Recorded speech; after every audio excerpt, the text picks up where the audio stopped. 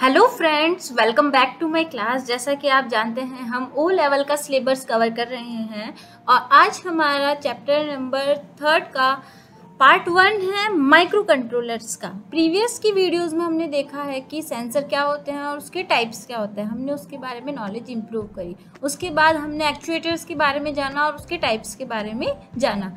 आज हम देखेंगे कि हमारे आईओटी में माइक्रो कंट्रोलर्स क्या होते हैं।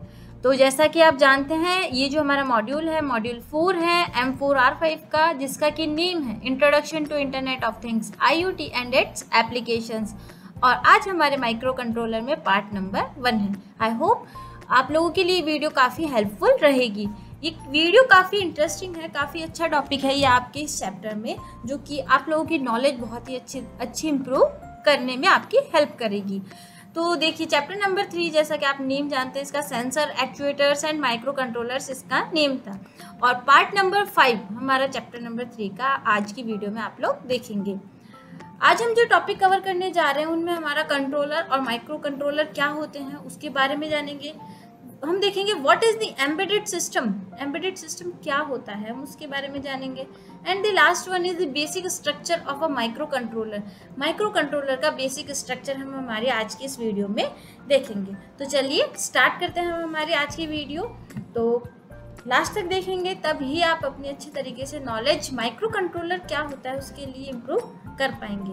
तो देखते हैं सबसे पहले कंट्रोलर और माइक्रो कंट्रोलर आखिर होता क्या है। देखिए आप कोई सी भी IoT डिवाइस बनाएंगे, आपने सोचा होगा आपकी जो भी प्रोग्रामिंग होगी, आप जिस भी फील्ड की, जितनी भी साइज की, जैसी भी आपकी IoT की रिक्वायरमेंट्स रहेगी, तो वहाँ पे आपको क्या रहेगा, माइक्रो कंट्रोलर्स की भी रिक्वायरमेंट रहेगी। यानी जैसे आप डिवाइस बनाना चाह रहे हैं तो आपको अपनी डिवाइस के लिए माइक्रो कंट्रोलर का लेना होगा। अब वो माइक्रो कंट्रोलर आपकी डिवाइस के लिए बहुत छोटी साइज का भी हो सकता है और काफ़ी बड़ा भी आपकी हो सकता है आपका वो कंट्रोलर, जो कि क्या करेगा, हर एक एक्टिविटीज़ को रिकॉर्ड करेगा। हर वो प्रॉपर प्रोसेसिंग वो माइक्रो कंट्रोलर के थ्रू ही पॉसिबल होगा।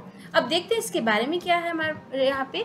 वन IoT डिवाइस में be smaller than a coin और larger than a refrigerator.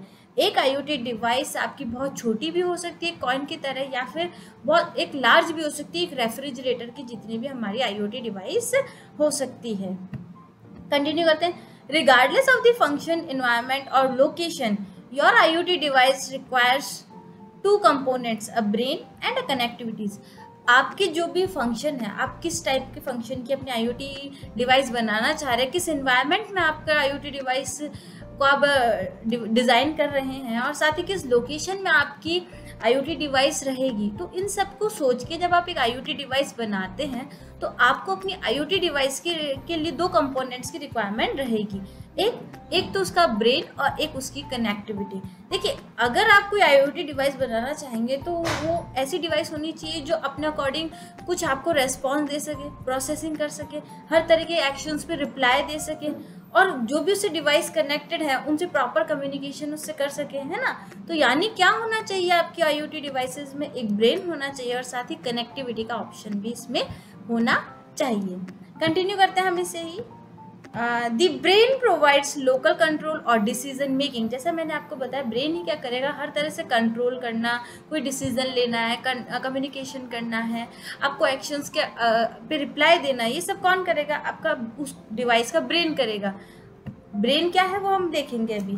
Your devices function will determine the size and capability of the brain component. आप जो device बना रहे हैं, जिस भी फंक्शन की आप डिवाइस बना रहे हैं, उसके अकॉर्डिंग ही आपको आपके डिवाइस के ब्रेन के कंपोनेंट्स को लेना होता है। वो किस साइज़ का होगा, किस कैपेबिलिटी के लिए होगा, वो आपके डिवाइस पर बेस करेगा। आप कौन सी डिवाइस बना रहे हैं, किस पर्पज़ के लिए बना रहे हैं, जो आपका पर्पज़ है, जो आपका फंक्शन है डिवाइस बनाने का, उसके अकॉर्डिंग क्या लेते हैं आप अपनी IoT डिवाइस के लिए ब्रेन यानी माइक्रो कंट्रोलर का क्या करते हैं, सिलेक्शन करते हैं। ब्रेन हमारा बेसिकली IoT की डिवाइस में वही है जो माइक्रो कंट्रोलर में आपको बता रही हूँ। यानी IoT डिवाइसेस का ब्रेन कौन है, आपका microcontroller. Connectivity is needed to communicate with external controls. Connectivity जैसे मैंने आपको बताया कि जो भी एक्सटर्नल कंट्रोल्स होंगे, जो भी एक्सटर्नल डिवाइसेस हो गए, या उनसे कनेक्शन हो गया, या फिर प्रॉपर कंट्रोलिंग के साथ प्रॉपर वर्क हो गया, ये सब किसके थ्रू पॉसिबल होता है, कनेक्टिविटी के थ्रू ही प्रॉपर वर्क करता है। The environment and location of your device will determine how it connects. आपकी जो डिवाइस है उसका इन्वायरमेंट और लोकेशन ये डिपेंड करता है कि आप किस तरह से और डिवाइसेस से कनेक्ट होंगे, किस तरह से आपकी प्रॉपर कनेक्टिविटी होगी और किस तरह से कम्युनिकेशन होगा और किस तरह से आपकी IoT डिवाइस वर्क करेगी। यानी पूरा किस पर बेस्ड है, आप जो IoT डिवाइस बना रहे हैं उसके इन्वायरमेंट और लोकेशन पे बेस्ड होता है कि आपकी डिवाइस किस तरह से वर्क करेगी और किस तरह से उसमें ब्रेन के जो ब्रेन कंपोनेंट है उसकी हमें रिक्वायरमेंट रहती है। कंटिन्यू करते हैं हम इससे आगे ही। अ कंट्रोलर और micro controller is also known as an embedded controller। ठीक है, हमारे IoT डिवाइस का ब्रेन कौन कहला रहा है? हमारा माइक्रो कंट्रोलर। उस माइक्रो कंट्रोलर हमारा एम्बेडेड कंट्रोलर के रूप में भी माना जाता है। यानी हम उसे कह सकते हैं कि एम्बेडेड कंट्रोलर कौन हो गया? हमारा माइक्रो कंट्रोलर, जिसमें कि क्या है, सारी डिवाइसेस क्या कर दी गई है, एक साथ अटैच कर दी गई है।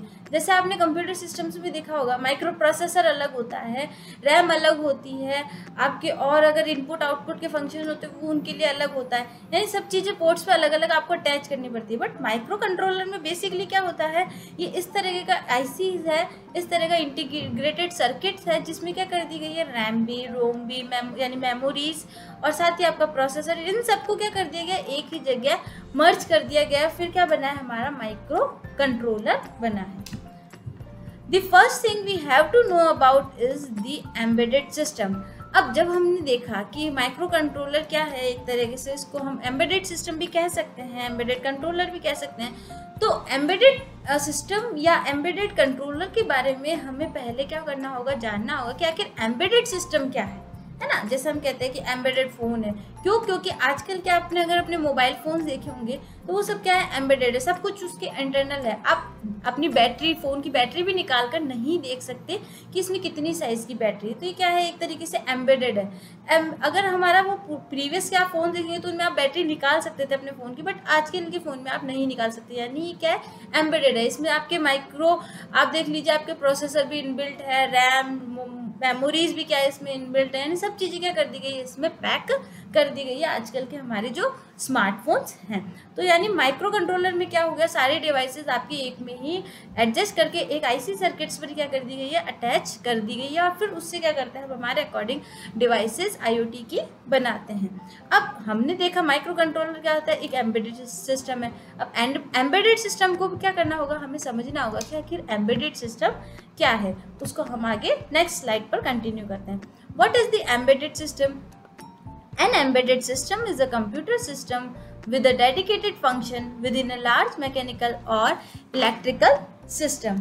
हम देखते हैं एक embedded system एक बड़े मैकेनिकल और इलेक्ट्रिकल जो हमारे सिस्टम्स होते हैं उनके अंदर एक ऐसा फंक्शन के साथ कंप्यूटर सिस्टम बनाता है जिसमें कि यानी बहुत सी डिवाइसेस आपस में एक जगह पहले से ही सेट कर दी गई है। ठीक है, यानी embedded system is a computer system, एक तरह से क्या है, कंप्यूटर सिस्टम ही है जिसमें क्या कर दिया गया है, डेडिकेटेड फंक्शंस को large mechanical and electrical systems के अंदर क्या कर दिया गया है, स्टोर कर दिया गया है, इनमें सेटिंग्स कर दी गई है। And embedded system components are, एक एम्बेडेड सिस्टम्स के जो कंपोनेंट्स होते हैं उनके बारे में हम देख लेते हैं कौन कौन से।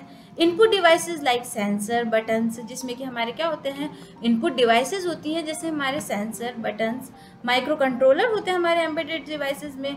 Output devices sometimes called actuators and they are everything controlled by the microcontroller like motors, LCD, speakers and etcetera. Output devices में कभी कभार हमारे जो एक्चुएटर्स होते हैं, जिन्हें कहा जाता है एक्चुएटर्स, वो होते हैं। और ये किस में होते हैं, जैसे हमारे मोटर हो गए, LCD हो गए, स्पीकर्स हो गए, और ऐसे ही जो भी एग्जांपल्स हैं उन्हें माइक्रो कंट्रोलर द्वारा नियंत्रित किया जाता है, यानी कंट्रोल किया जाता है इन पर, है ना। जो भी हमारे माइक्रो कंट्रोलर द्वारा कंट्रोल की जाती है वे सभी डिवाइसेस, कंपोनेंट्स हमारे एम्बेडेड सिस्टम के कंपोनेंट्स के अंडर में ही आते हैं। यानी आपने देखा एम्बेडेड सिस्टम एक तरह से हमारा कंप्यूटर सिस्टम ही होता है जो कि हमारे लार्ज और मैकेनिकल इलेक्ट्रिकल सिस्टम्स पे बेस्ड होता है, और उसमें क्या कर दिया जाता है, एक साथ ही ये मान लीजिए जो डिवाइसेज आपको मैंने लिस्ट बताई है 3 की, input devices, output devices, micro controller, ये एक ही डिवाइसेज में क्या कर दी जाती है, स्टार्टिंग में अटैच्ड कर दी जाती है आपके प्रोसेस के लिए। कंटिन्यू करते हैं हम आगे।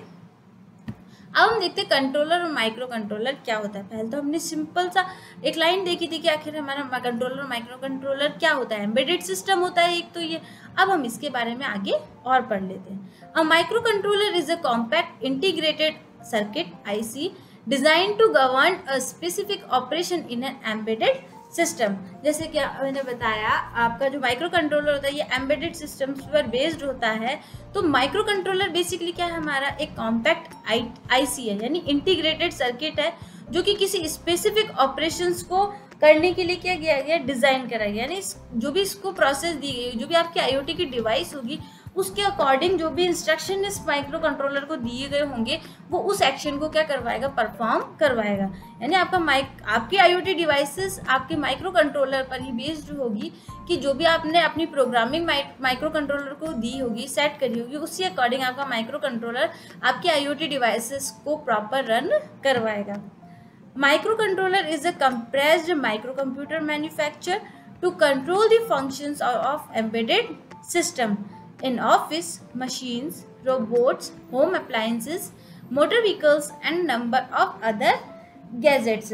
हमारा जो माइक्रो कंट्रोलर है एक कंप्रेस्ड माइक्रो कंप्यूटर है, जो कि आप देखेंगे जो ऑफिस मशीन्स होती है, रोबोट्स होते हैं, आपके होम अप्लायंसेस होते हैं, या फिर आपके मोटर व्हीकल्स होते हैं, और इसी तरह की कोई और आपके जो कहते हैं गैजेट्स होते हैं, उनमें भी एम्बेडेड सिस्टम के कार्यों को जो भी कंट्रोल करना है उसके लिए बनाया जाता है। यानी जो भी आपकी डिवाइसेस होती है, जैसे रोबोट्स हो गया, उसमें भी हम उसके प्रॉपर रनिंग के लिए कि हमारे अकॉर्डिंग दिए गए इंस्ट्रक्शन के अकॉर्डिंग हमारा रोबोट वर्क करे, तो वो माइक्रो कंट्रोलर वहाँ पे अपनी बहुत महत्वपूर्ण भूमिका निभाता है। कंट्रोलर अगर माइक्रो कंट्रोलर सही होगा, प्रॉपर उसमें प्रोग्रामिंग की गई होगी, तो आपका रोबोट आपके अकॉर्डिंग आपने जो उसे डिसाइड करा है, आपने जो उसमें प्रोग्रामिंग करी है और आपने जो डिज़ाइन करा है वो आपके रोबोट का फंक्शन, वो उसी फंक्शन को फॉलो करेगा अगर हमने प्रोग्रामिंग सही करी होगी। तो रोबोट को वर्क करने के लिए कौन इंस्ट्रक्शन देगा, एक तरह से हमारा माइक्रो कंट्रोलर वहाँ पे वर्क करता है। यानी माइक्रो कंट्रोलर ही रोबोट को पूरी प्रोसेस रन करवाएगा, पूरे तरीके से जो उसको इंस्ट्रक्शन दिए गए उसके अकॉर्डिंग रोबोट्स को रन करवाएगा। इसी तरह हमारे कई होम अप्लायंसेज हो गए, मोटर व्हीकल्स हो गए, नंबर ऑफ अदर गैजेट्स भी हमारे माइक्रो कंट्रोलर के यूज़ में आते हैं। जैसे कि आपने देखा होगा हमारे जो चिमनीज लगी होती है आजकल की मॉडर्न चिमनीज किचन्स में आपने देखी होगी, उनमें भी हमारे माइक्रो कंट्रोलर का यूज़ किया जाता है। वो क्या करते हैं, वो जो भी हीट्स निकलती है उसके अकॉर्डिंग आपको रिस्पॉन्स देती है, जो भी इसको रिस्पॉन्स सेट किया गया होता है उसके अकॉर्डिंग वो रिस्पॉन्स देती है। तो यानी क्या बता रहा है, माइक्रो कंट्रोलर पहले से एम्बेडेड होता है डिवाइसेस में, और उसमें जो भी प्रोग्रामिंग की होती है उसके अकॉर्डिंग रिस्पॉन्स और एक्शन सप्लाई करवाता है। A typically microcontroller includes a processor, memory and input-output peripherals on a single chip.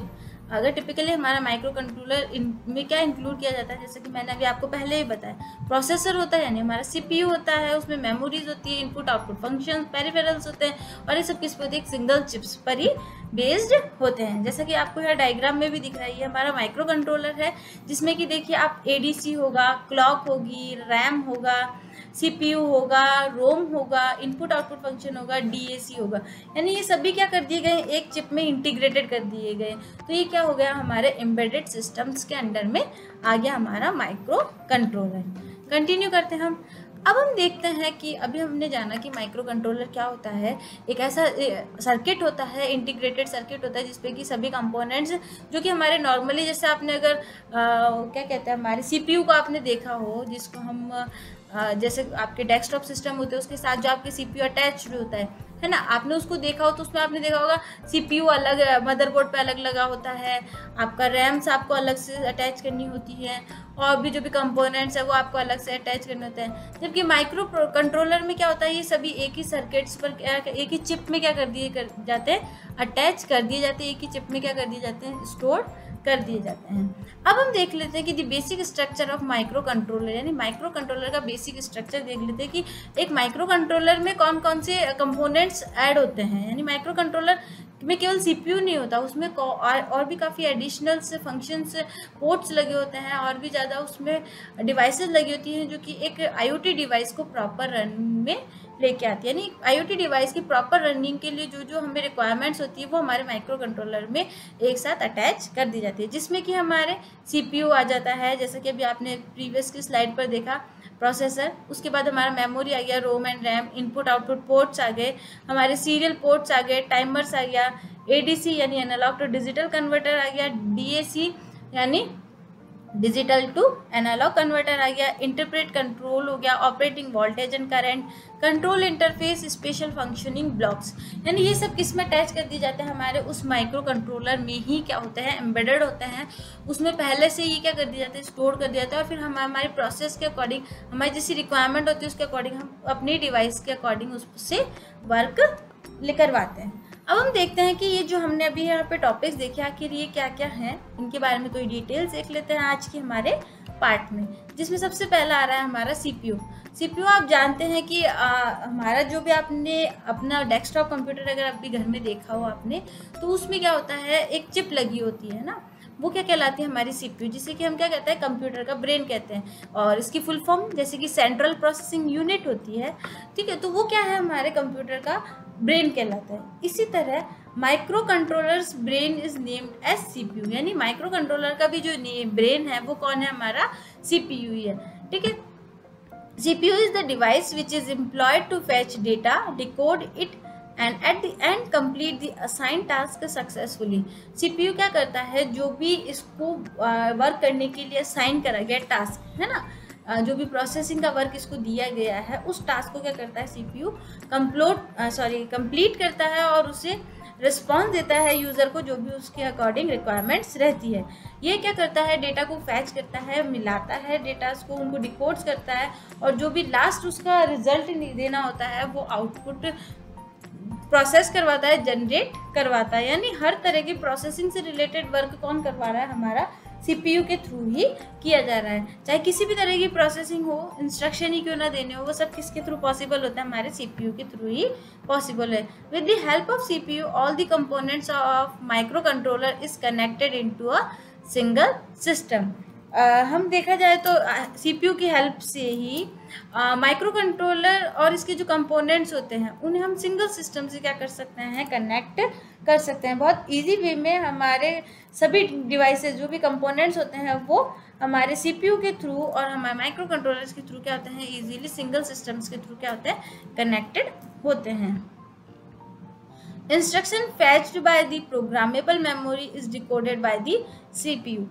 जो भी इंस्ट्रक्शन इसको दिए जाते हैं, जो भी इंस्ट्रक्शन यूज़र के थ्रू दिया जाता है, जो भी ये रिसीव करता है, वो सब क्या किए जाते हैं, हमारा जो भी प्रोग्रामेबल मेमोरी होती है, जो भी हमारे रोम में डेटा लिखा होता है, उसके अकॉर्डिंग क्या किया जाता है, कनेक्ट किए जाते हैं, मर्ज किया जाता है, उन पे प्रोसेसिंग किया जाता है। क्योंकि रोम में हमने पहले से इंस्ट्रक्शन सेव कर दिए गए और फिर बाहर से जो आउटपुट रिजल्ट मिल रहा है, रिस्पॉन्स मिल रहा है, मान लीजिए टेम्परेचर उस लेवल पर आ गया जो हमने पहले से प्रोग्राम में सेट किया था, तो जैसे ही इसे बाहर का टेम्परेचर उतना मिला जो कि हमारे प्रोग्राम में सेट था, उसके अकॉर्डिंग ये क्या करवाता है, उस पर प्रोसेस करता है और उसके अकॉर्डिंग जो भी रिस्पांस देना होता है वो रिस्पांस सीपीयू के थ्रू ही दिया जाता है। यानी सारा प्रोसेसिंग का वर्क कौन करवाता है, हमारा माइक्रो कंट्रोलर का सीपीयू ही करवाता है।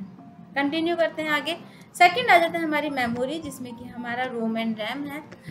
मेमोरी जैसे कि हम जानते हैं हमें डेटा स्टोर करने के लिए कोई ऐसे प्लेस की रिक्वायरमेंट होती है जहाँ पे हमारा डेटा हमेशा स्टोर रहे। अब वो रैम भी हो सकता है, रोम भी हो सकता है। In a microcontroller memory chip works as same as a micro processor.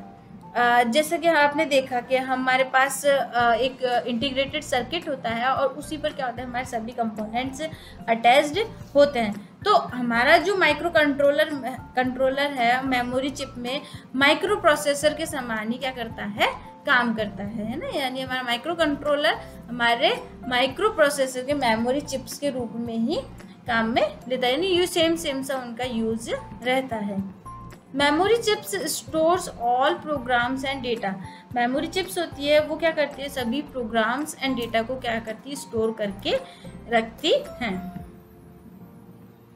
Micro controllers are build with certain amount of ROM और रैम, EPROM, EEPROM एक्सेट्रा, और फ्लैश मेमोरी और the storage of program source code.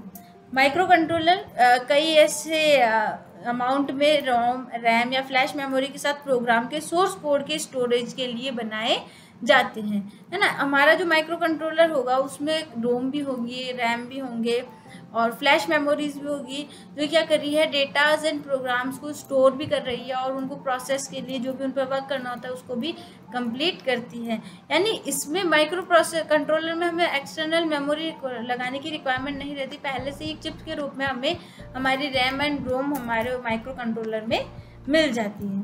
ठीक है, continue करते हैं हम। Basically आप लोग ये तो जानते ही होंगे कि रैम एंड रोम क्या होते हैं। जैसा कि रैम हमारी वॉलेटाइल मेमोरी होती है, यानी उस पर डेटा तब तक ही रहता है जब तक कि आपके कंप्यूटर सिस्टम में इलेक्ट्रिसिटी रहती है। जैसे इलेक्ट्रिसिटी रिमूव होती है आपका डेटा रिमूव हो जाता है। यानी रैम का डेटा क्या रहता है, शॉर्ट टर्म के लिए रहता है, जिसे हम रैंडम एक्सेस मेमोरी कहते हैं। रोम के बारे में आप जानते होंगे, रीड ऑनली मेमोरी, यानी इसका लिखा गया डेटा, इस पर जो भी रिकॉर्ड लिखा जाता है, इंस्ट्रक्शन दिए जाते हैं, वो हमेशा फिक्स रहते हैं, चेंजेस नहीं होते हैं। यानी ये क्या है, नॉन वॉलेटाइल है। अगर आपकी इलेक्ट्रिसिटी चल भी जाती है तब भी ये हमारा रोम पर लिखा डेटा स्टोर ही रहता है, इसमें चेंजेस नहीं किए जा सकते हैं। ठीक है, तो ये तो था हमारा रैम एंड रोम का। ठीक है, और जो हमारा ये मेमोरी है, माइक्रो कंट्रोलर है, इसमें जो रोम है वो क्या करता है, हमारा माइक्रो कंट्रोलर के अपने एप्लीकेशंस प्रोग्राम को स्टोर करता है और प्रोग्राम की जो साइज होती है, उसकी जो भी कॉम्प्लेक्सिटी होती है, उसको प्रॉपर वर्क में लेता है। यानी जो भी उस पर प्रोग्राम की साइज को, उसको किस तरह से प्रोग्राम में एडजस्ट करना है, ये सब कौन करवाता है, रोम के थ्रू ही किया जाता है। जबकि रैम क्या करता है, रैम परफॉर्म करता है दो फंक्शन। कौन कौन से, एक तो इस जो डेटा लिखा गया होता है उसको रीड करना, उसको राइट करना और फिर उसको फाइल स्टोरेज में सेंड करना, यानी उसकी फाइल को स्टोर करना। ठीक है, रैम ने क्या करा, डेटा को रीड किया, राइट किया और उसको फाइल स्टोरेज में भेज दिया। एंड सेकंड ये क्या करता है, holds the data waiting for processing bye the micro processor. Micro processor द्वारा जो प्रोसेसिंग के लिए वेटिंग डेटा रखता है उसको भी कौन रखता है, हमारा रैम ही रखता है। ठीक है, तो ये हमारा रैम एंड रोम हमारे माइक्रो कंट्रोलर में यूज में लिए जाते हैं। थर्ड जाता है हमारे input output ports. The input output ports are the connection to your devices, sensor and actuators. यानी ऐसे पोर्ट्स जो कि क्या कर रहे हैं, हमारे सेंसर एंड एक्चुएटर्स को क्या कर रहे हैं, हमारे कनेक्ट करते हैं डिवाइसेस से। ठीक है, तो इनपुट आउटपुट पोर्ट्स होते हैं जो कि क्या करवा रहे हैं, अदर डिवाइसेस को हमारे माइक्रो कंट्रोलर से क्या करवाते हैं, कनेक्ट करवाते हैं। Input output ports are basically employed to interface or drive different appliances such as printers, LCDs, LEDs, etc. यानी इनपुट आउटपुट पोर्ट्स बेसिकली किस लिए वर्क करते हैं, हमारे बहुत से इंटरफेसेस के लिए, हमारे जो भी ड्राइव्स होते हैं इन्हें प्रॉपर रन के लिए हम इनपुट आउटपुट पोर्ट्स का यूज़ करते हैं, जिसमें कि हमारे जैसे प्रिंटर्स हो गया, LCDs हो गया, LEDs हो गया, हमारे डिवाइसेस से कनेक्ट करने के लिए। तो ये हमारे होते हैं इनपुट आउटपुट पोर्ट्स, यानी डेटा इनपुट भी किया जाएगा इनके थ्रू और आउटपुट भी किया जाएगा। फोर्थ आ जाता है हमारा सीरियल पोर्ट। पोर्ट्स जैसे कि एक तरह से जो प्लगइन्स के लिए हमारे पास प्लेस मिलता है, यानी हमें कोई भी अगर एडिशनल पोर्ट कनेक्शन करना है हमारे कोई सी भी डिवाइस, तो उसके लिए जो हम अटैच करते हैं जिस बोर्ड पे, वो हमारे पोर्ट्स के रूप में आते हैं। जिससे फॉर एग्जांपल एक मैं एग्जांपल बता दूंगी आपको, आपका जो भी चार्जर हो, ठीक है, आपके मोबाइल में आप अगर चार्जर लगा रहे हैं तो वो क्या है, एक तरह से पोर्ट ही है ना, जिसके थ्रू क्या हो रहा है, आप एक चार्जर को एक मोबाइल से क्या कर रहे हैं, कनेक्ट कर रहे हैं। अब ये पोर्ट्स हमारे किसी वे भी हो सकते थे, डिजिटल और एनालॉग पोर्ट्स भी हो सकते थे। तो अब हम उसके अलावा अब हम देखते हैं हमारा सीरियल पोर्ट्स। सीरियल पोर्ट्स में जैसा कि हमारा लिखा गया है, these ports give serial interfaces amid microcontroller and various other peripherals such as parallel ports है। ये पोर्ट हमारे माइक्रो कंट्रोलर और जो हमारे सीरियल इंटरफेसेस के पोर्ट्स होते हैं, ऐसे ही और भी बहुत से जो हमारे डिवाइसेस होती हैं उनके बीच में सीरियल इंटरफेस प्रोवाइड करवाने के लिए बनाए गए होते हैं हमारे माइक्रो कंट्रोलर्स में ही। कंटिन्यू करते हैं। फिफ्थ हमारा टाइमर्स। जैसे नाम से ही पता चल रहा है टाइम, यानी ये क्या होते हैं, हमारे जो IoT डिवाइसेस होती है उसमें कई बार हमें ऐसी डिवाइसेस बनानी है जिसमें टाइम का हमें यूज़ करना होता है कि इस पर्टिकुलर टाइम तक इस तरह का लेवल रहे, इस पर्टिकुलर टाइम तक इस तरह का लेवल रहे, किसी पर्टिकुलर टाइम पे आपको कुछ और रिस्पॉन्स मिले, है ना। तो हमें टाइमर्स भी क्या लगा हुआ रहता है हमारे माइक्रो कंट्रोलर्स में, यूज़ में लिया जाता है और वो उसमें एम्बेडेड भी होता है। A micro controller may be inbuilt with one or more timer or counters। जो हमारा माइक्रो कंट्रोलर है वो एक या एक से अधिक टाइमर या काउंटर के साथ बनाया जा सकता है। जैसा कि मैंने आपको बताया, आप एक भी टाइमर का यूज़ कर सकते हैं या उससे भी ज़्यादा टाइमर्स का यूज़ कर सकते हैं। The timers and counters control all counting and timing operations with in a micro controller. हमारा जो टाइमर और काउंटर है एक माइक्रो कंट्रोलर के अंदर सभी तरीके के, यानी मान लीजिए काउंटिंग करना है या जो भी टाइम है उसके प्रॉपर संचालन, उसके प्रॉपर वर्किंग के ऊपर क्या रखता है, अपना कमांड्स रखता है। जो ऑपरेशंस होता है हमारे टाइमर का वो यही होता है माइक्रो कंट्रोलर में, कि काउंटिंग प्रॉपर करना, टाइमिंग प्रॉपर रहना, जो टाइम उसको सेट किया गया उसके अकॉर्डिंग वर्क करवाना और टाइमर्स उसमें रन करवाना और उन्हें काउंट करना, ये हमारा टाइमर के थ्रू होता है। Timers are employed to count external pulse. Timer का यूज़, टाइमर का वर्क हमारे जो एक्सटर्नल पल्सेस होती है उनको गिनने के लिए भी लगाए जाते हैं। यानी एक्सटर्नल जो पल्स होती है उसको काउंट करने का काम भी कौन करता है, टाइमर ही करता है। The main operation perform by timers are pulse generations, clock functions, frequency measuring, modulations, making oscillations etcetera. यानी टाइमर्स का जो मेन ऑपरेशंस होते हैं वर्क करने का, उसमें आ जाता है हमारा जैसे पल्स जनरेशंस हो गया, क्लॉक फंक्शंस हो गया, फ्रीक्वेंसी मैनेजमेंट, मॉड्यूलेशन, ऑसिलेशंस, ये सब किस ऑसिलेशंस बनाना, ये सब किसके थ्रू किया जाता है, टाइमर्स के अकॉर्डिंग ही बेस्ड होता है। क्योंकि कुछ ऐसे हमें IoT डिवाइसेस होती है, जैसे कि मैंने आपको बताया अभी कि पर्टिकुलर टाइम पर क्या लेवल रहे, किस तरह से रिस्पॉन्स करना है उस टाइम पर, वो सब हमारे टाइमर्स के थ्रू ही सेट होता है। अगर हम टाइमर्स नहीं लगाएंगे, नहीं लगा हो हमारे माइक्रो कंट्रोलर्स में, तो हमारी डिवाइसेस प्रॉपर रन नहीं करेगी, उसे नहीं पता होगा कि उसे उस अकॉर्डिंग पर्टिकुलर टाइम पे किस तरह से रिस्पॉन्स देना है ना। तो हमारा टाइमर भी हमारे माइक्रो कंट्रोलर्स में एम्बेडेड होता है। नेक्स्ट आता है हमारा ADC, यानी analogue to digital converter. Analogue to digital converter को शॉर्ट में कहा गया है ADC। ADC is employed to convert analogue signals to digital ones. यानी ADC को हमारे बनाया गया है एनालॉग सिग्नल्स को डिजिटल सिग्नल्स में कन्वर्ट करने के लिए। ठीक है, यानी आपके जो भी एनालॉग सिग्नल्स होंगे उनको डिजिटल में कन्वर्ट करने के लिए हम ADC का यूज़ करते हैं। फॉर एग्जांपल टेम्परेचर क्या हो रहा है उसको एनालॉग सिग्नल्स को मेज़र करके डिजिटल सिग्नल्स में कन्वर्ट करना है, यानी डिवाइसेस के अंदर जो सिग्नल्स जाएंगे उसमें कन्वर्ट करवाने का काम कर रहा है हमारा ADC। The input signals need to be analogue for ADC। जो इनपुट सिग्नल्स होंगे वो हमारे किस में होने के अकॉर्डिंग होने चाहिए, ADC के अकॉर्डिंग ही होने चाहिए। यानी एनालॉग हो गए तभी ADC क्या करेगा, उन्हें कन्वर्ट करवा के सिस्टम के अंदर इनपुट करवाएगा। The digital signal production can be employed for different digital application such as measurement gadgets. जो भी हमारे डिजिटल सिग्नल प्रोडक्शन होता है वो हमारे कई डिफरेंट डिजिटल एप्लीकेशंस में यूज़ में किया जाता है, जैसे मेजरमेंट गैजेट्स।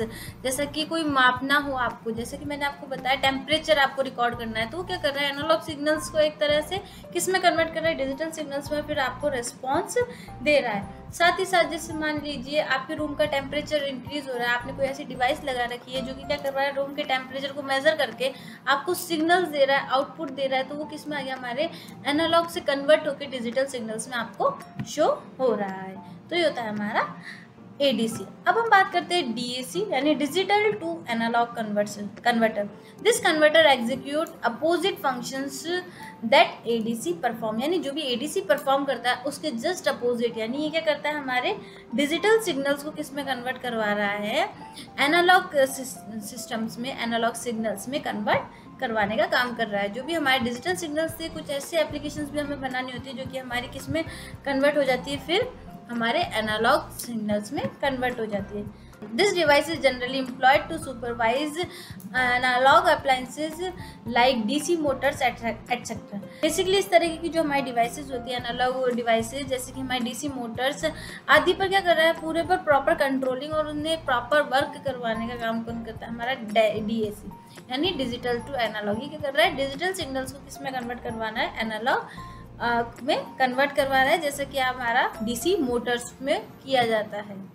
कंटिन्यू करते हैं आगे। इंटरप्रेट कंट्रोल, ठीक है। इंटरप्रेट कंट्रोल क्या कर रहा है, देखिए, this controller is employed for giving delayed control for a working programme.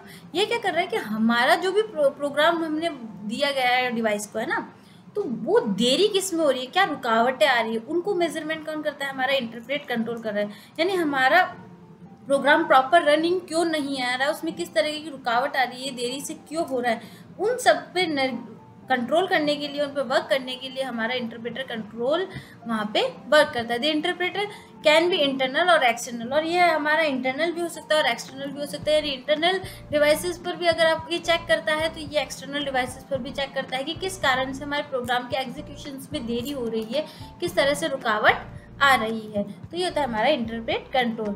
9th आता है हमारा ऑपरेटिंग वोल्टेज एंड करंट्स। देखिए IoT डिवाइसेस अगर आप बना रहे हैं तो उसमें किसी न किसी वोल्टेज एंड करंट की रिक्वायरमेंट रहती है, तभी हमारी IoT डिवाइसेस रनिंग में रहती है। तो वही हमारा यहाँ पे दिखाया गया है कि माइक्रो कंट्रोलर्स में हमारे ऑपरेटिंग वोल्टेज एंड करंट भी होते हैं, तभी हमारी डिवाइस प्रॉपर वे में रन करती है। The device needs adequate voltage to support its sensor and power sources.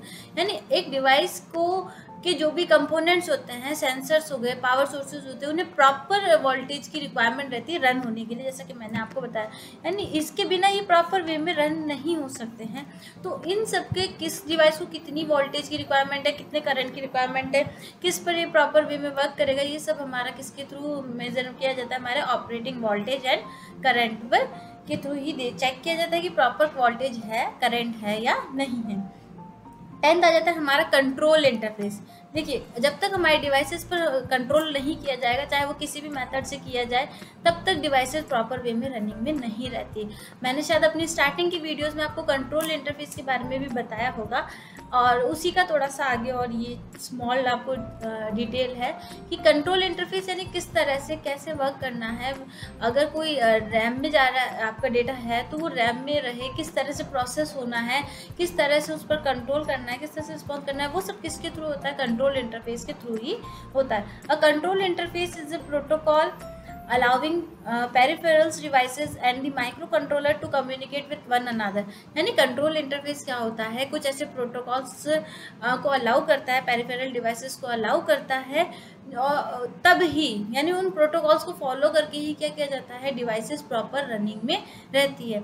जब तक वो डिवाइस उन प्रॉपर कंट्रोलिंग नहीं होगी, उन प्रोटोकॉल्स को नहीं फॉलो किया जाएगा, तब तक डिवाइसेस प्रॉपर वे में रन में नहीं आती। The microcontroller to communicate with one another, यानी माइक्रो कंट्रोलर को किसी भी दूसरे डिवाइसेस से कम्युनिकेट करने में भी उन प्रोटोकॉल्स की रिक्वायरमेंट रहती है। उन प्रोटोकॉल्स का यूज़ करने के लिए कौन हमें प्लेटफॉर्म देता है, हमारा कंट्रोल इंटरफेस। यही कंट्रोल करता है कि कौन से प्रोटोकॉल का पेरिफेरल डिवाइसेस के साथ कनेक्शन के लिए और किस तरह से कम्युनिकेशंस के लिए कैसे यूज़ किया जाना है। Depending on the application you may need a specific control interface. आपकी जिस तरीके की एप्लीकेशन, आप जिस तरह की डिवाइस बना रहे हैं, आपको उस तरीके की अपने कंट्रोल इंटरफेस को, स्पेसिफिक कंट्रोल इंटरफेस का यूज़ करना चाहिए। और ऐसा नहीं है आपकी डिवाइसेस कुछ और तरीके की बना रहे हैं बट आपने control system proper security based या प्रॉपर वे में नहीं बनाया है, तो आपकी डिवाइस प्रॉपर वे में रन नहीं करेगी। तो आपकी जो भी एप्लीकेशंस हैं, आपकी जो भी डिवाइसेस हैं, उनके अकॉर्डिंग प्रॉपर कंट्रोलिंग डिवाइसेस आपको, कंट्रोलिंग इंटरफेस आपको रखना होता है। लास्ट होता है हमारा 11th special function block. Some special microcontrollers manufactured for special appliances like space systems, robots, etc. comprise of these special function block। कुछ स्पेशल फंक्शन ब्लॉक्स भी होते हैं जो कि हमारे माइक्रो कंट्रोलर्स में कुछ स्पेशल अप्लायंसेस के लिए ही क्या होते हैं, बनाए गए होते हैं। यानी उनका तभी जरूरत है जब हम किसी पर्टिकुलर फंक्शन की डिवाइस बना रहे हैं, तो हमें उन स्पेशल फंक्शन ब्लॉक्स की रिक्वायरमेंट रहती होगी। जैसे कि हमें कोई स्पेस सिस्टम बनाना है, कोई रोबोट्स बनाना है, एक्सेट्रा, तो इनके लिए हमें क्या होगा, स्पेशल फंक्शन ब्लॉक की हमारे माइक्रो कंट्रोलर में रिक्वायरमेंट रहती है, जिनका कि अपना एक स्पेशल फंक्शन होता है। This special block has additional ports so as to carry out some special operation. ये जो हमारे स्पेशल ब्लॉक्स होते हैं, ये हमारे एडिशनल पोर्ट्स, इनके में हमारे एडिशनल पोर्ट्स भी होते हैं जो कि क्या कर रहे हैं, कुछ स्पेशल ऑपरेशंस को हमारे प्रोग्राम्स के साथ अटैच करने, प्रॉपर डिवाइसेस के साथ रन करवाने में क्या करते हैं, हेल्पफुल रहते हैं। यानी अगर कोई स्पेशल फंक्शन हमारे IoT डिवाइसेस का बनाने का है, तो हमें इन स्पेशल फंक्शन ब्लॉक्स की रिक्वायरमेंट भी रहती है।